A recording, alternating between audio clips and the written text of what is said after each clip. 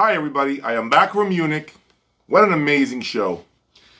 On this video I am going to go over several things that I think are going to be quite interesting.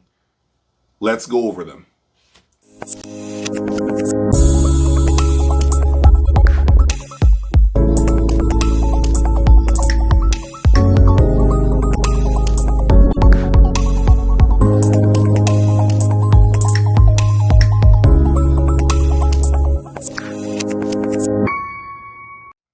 Welcome back everybody. I am back from Germany, and let me tell you, it was the best time of my life. I've been doing this for 13 years, and words cannot describe how thankful I am to those of you who support me, who came up to me, who shook my hand, who wanted to take pictures with me. It was actually just, I just couldn't believe it. I was in shock. Real shock to see how many of you follow me, how many of you believe in what I do, believe in my journey in this channel. It was sad because I was only in Munich for approximately 4 days. It was too short. I wish I could have stayed a little longer, but duty calls. I have a regular job. This is no secret by now. And the truth is that when it comes to audio shows, we have nothing in the United States that comes remotely close to the Munich Hi-Fi show. Nothing. Absolutely no show in the United States comes even close to what Germany has to offer.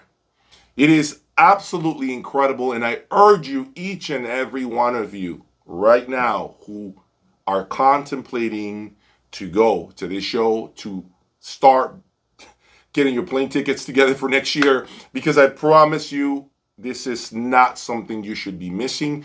If you are contemplating to go to, let's say, 2 US shows, and that's going to cost you some money and the finances don't allow, stop going to any US shows right now. Save your money for next year for Munich. I promise you, it is more than worth the money, the plane tickets, the hotel, the expenses, all the money you're going to spend. I promise you it's going to be more than worth it, okay? Do that. I highly recommend that. Anyway, today I want to go over a few things.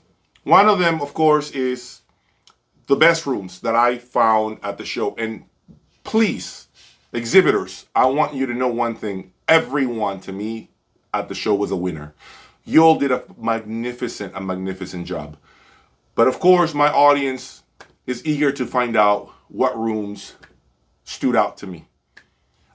So I'm going to go over those rooms right now.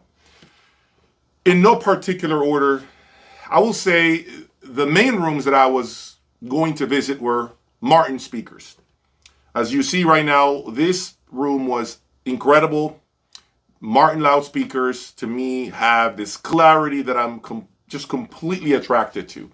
Love the clarity. I love the detail. It's a very beautiful looking speaker. I had a chance to connect with the owner of the company, and he explained to me his philosophy when it comes to loudspeaker design. I am contemplating the possibility at some point of perhaps bringing a Marten speaker into my room, into my lab. Whenever these guys next to me head out the door at some point, and that will happen, okay? Yes, I will be selling my XVXs at some point. That will happen. Marten is definitely in contention to be one of the potential speakers to be here. There is not a lot of representation for this brand in the United States. And I really don't know why, because the sound for me is there. The clarity, as I mentioned, the bass is there. The looks of the speaker are phenomenal. There's a lot of technology with this loudspeaker, and I don't really know why it hasn't really penetrated the US market. I feel like maybe there are not enough dealers or distribution. I don't really know what it is, but in reality, if I set that aside and I just focus on the product for what it is, I think it's one of the best speakers I've ever heard. No doubt. Okay, another speaker that really impressed me, not just sonically, but aesthetically, is the Kharma Loudspakers. Kharma Loudspakers, to me, Yeah, I want to catch some heat by saying this. It's the best looking speaker I've ever seen. Now, yes, I get this. This is all subjective, okay? So, matter of opinion. Some of you guys left me comments on the video saying you didn't like the looks. I respect that. But it is a subjective hobby, and I believe, aesthetically speaking, the Kharma Veyron is the best looking loudspeaker I've ever seen. It is just absolutely stunning. I have never owned a speaker that just really teases me visually as much as that speaker does. Now, of course, this is not just about the looks. The sound for me was there. It's a very real sounding speaker. It connected with me. It's a very romantic sound, okay? I didn't get a chance to hear the speaker with dynamic music, to be honest with you, so I can't really gauge how explosive it is. Meaning, like these guys right here, right? They're very dynamic. I couldn't really gauge to see if the speaker has the dynamics that I'm usually attracted to. But the music that they play through the speakers, to me, sounded very inviting, romantic, never fatiguing, absolutely no fatigue of any kind. Okay, so if you ever hear from somebody who tells you Kharma sounds bright, I'm telling you right now, they're lying to your face. Kharma does not sound bright. You have to try real hard to make a Kharma loudspeaker sound bright. I'm telling you. Will that be the speaker that replaces my Chronosonic XVX? I don't know. It is a big price tag, 425 euros, I think 425,000 euros, I believe, is the current MSRP of that speaker. If it is Kharma, I can tell you more than likely it will not be that speaker. I don't want to embark on spending this kind of money anymore with a loudspeaker. I want to come down to earth a little more, a little closer, so that I can relate to more systems that are out there that are watching me. A lot more of you that watch me and follow me. Now, the next speaker is a speaker that I heard only once, unfortunately, but I really did like what it did, and this is the Tidal Contriva G3. To me, the detail, the resolution, it had great bass, the beautiful looks that this speaker has, just like the Kharma and just like the Marten, was impressive, okay? I believe the MSRP is approximately 75 to 80,000 USD. A lot of performance for the money. Beautiful sound. I was very, very, very, very shocked at how good that speaker sounded. Unfortunately, though, I couldn't hear the Bugatti version of this speaker because I think you needed to be in some sort of club or pay your way there, or I don't know what you needed to do to hear the big boys that are $450,000. That said, I can tell you that the price point of this Contriva G3, the looks and the sound, to me, is definitely worth the $75 to $80,000 asking price. Could I see myself with a Tidal Contriva G3? Absolutely. The next brand was a brand that some of you recommended that I listen to, and this is the Zellaton Plural Evo. This speaker, I believe, is approximately the same as the Tidal Contriva G3, anywhere from 75 to 80,000 USD. The impact, the dynamics that this speaker had were startling. I dare to say, I don't think I heard a speaker as dynamic as this Zellaton at the show. Now, I'm not going to say that other speakers are not capable, because remember, some speakers had tube gear in it. So, that sometimes negates a lot of the dynamics, a lot of the impact. But the Zellaton really surprised me. Clarity, incredible soundstage, construction was there. They played some weird music, I must say, that I'm not really used to.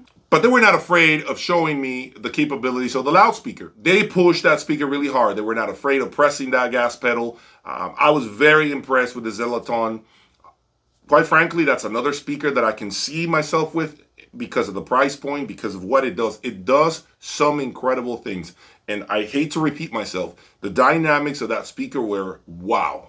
Absolutely. I've never heard anything like it. Then this brings me to what I consider the best room for me.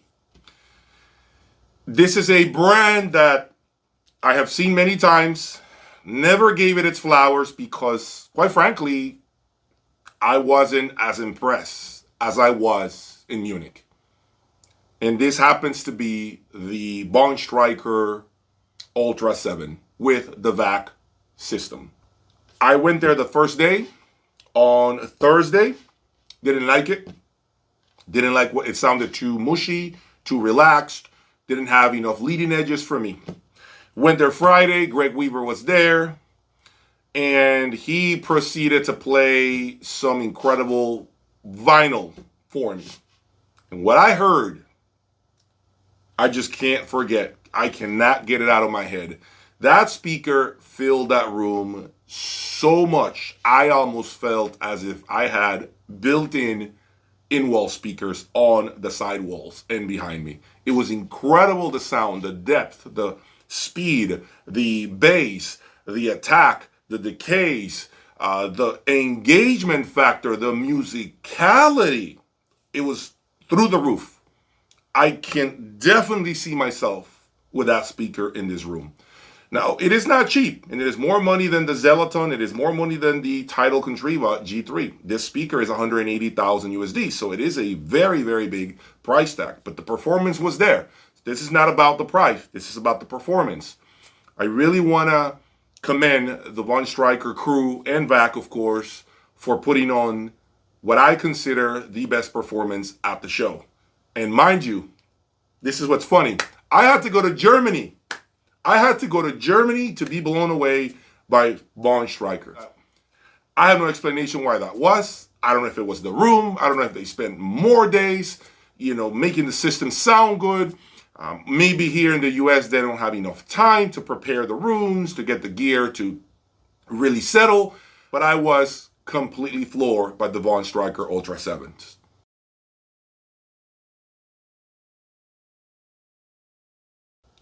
Now, a couple of rooms that deserve to be mentioned are the Claris's room with the solution gear in critical mass, stands and footers, the Alsavox room. Now, some of you all asked me, Jay, get out there to listen to the Alsavox room. And I will say to you, I did make a video before I left for Germany, and I said I was coming to listen to that speaker system.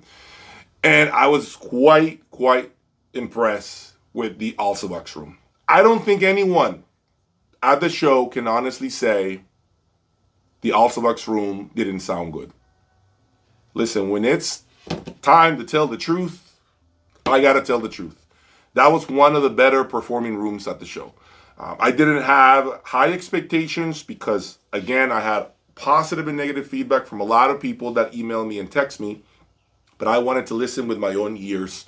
So I want to give that room kudos for putting on a show. That room sounded smooth. One of the biggest accusations towards Alsavox is that it is a bright sounding speaker. I did not find it bright at all. You can stand in the corner, behind the speakers, in front of the speakers, wherever you stood. You got a great performance with that speaker. So it is not cheap. $280,000 is a lot of coin. When it comes to value, I don't know if this is a great value of a loudspeaker. To be quite honest, that $280,000 to $350,000 cam. I mean, look what you're competing against. And I don't think the speaker, in my opinion, has anything that makes it feel special. Sonically, it's a special speaker, what I heard. The speaker and the system around was well put together. So my only knock with that speaker is the price tag is a lot for a panel, for a ribbon panel. And the fact that I don't know if that speaker is considered a special speaker. When I spend 300 grand, 350, when I spend this kind of money, I want to feel like I have a speaker that will go down in history as one of the greatest speakers to ever be manufactured. I'll give you a couple of examples. You got the Martin Logan Statement system from way back when. Martin Logan Neolith. Also, Wilson Audio Chronosonic XVX. I'm sure the Magical M9 will be there. I am sure the WAMs from Wilson Audio will be there. These are speakers that will leave a footprint forever, even after they're retired. There are special pieces, okay? And I just don't know that the Alsabox is a special speaker for $280,000. That's my only concern. When you're spending that kind of dough, when you're spending that kind of money, yes, the performance is number one, but also what does that speaker mean to the audio community? What's special about it? Forget about the sonics. Just look at the speaker, analyze it. Do you think this speaker will live on forever? Now, questions that I have been receiving. Jay, did you get to hear all the Wilson audio rooms? I did. Unfortunately, I could not record the room that had the CH Precision gear with the Alex V's. As soon as I walked through the room, I was told by the CH Precision crew that video recording was not allowed. And I asked why, and they said to me, because of the fact that there are all kinds of narratives created through YouTube videos. I was not there to argue with anyone. I was there to just do my job. So I sat down, I listened to that system, and quite frankly, I thought, believe it or not, that was actually, in my opinion, the best sounding system that had a Wilson audio speaker. Out of all the systems I heard, I liked that system more than any other Wilson audio system. There is a report that came out from the Audio Beat. There is a gentleman that writes, his name is escaping my mind right now. He said basically that all the Wilson audio rooms were a disaster. And you know what?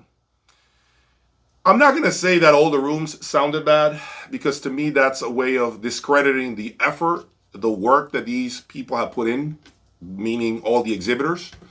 But I will say that my XVXs sounded very bad in there. Very bad. And I own them. I know what they're capable of. So that big Wilson audio room with the beautiful XVXs, the D'Agostino stuff, the Alex's in the corner, the Sashas, to me is more like a hotel lobby, if you will, where you go in there, you look at things, you touch them, you take pictures, you get an idea of what the sound is, but you're not there to listen critically. Okay, so I would agree that that room didn't sound great. It's not supposed to. I just honestly don't think it's supposed to sound good. I really think this room is more about showcasing products more than anything else. So, but it is kind of sad to not see the XVX, which I consider the best Wilson audio speaker ever created, to not see the speaker in a room, a dedicated room by itself with the right electronics, whether it be D'Agostino stuff, CH Precision, Nagra stuff, Griffin stuff, whatever it is. I think it's kind of sad that effort is not being made to accommodate this speaker. It's a great sounding speaker. I will never take that away from this speaker. But I was quite disappointed by what I heard there in that room. Take care, and I'll see you soon. Peace.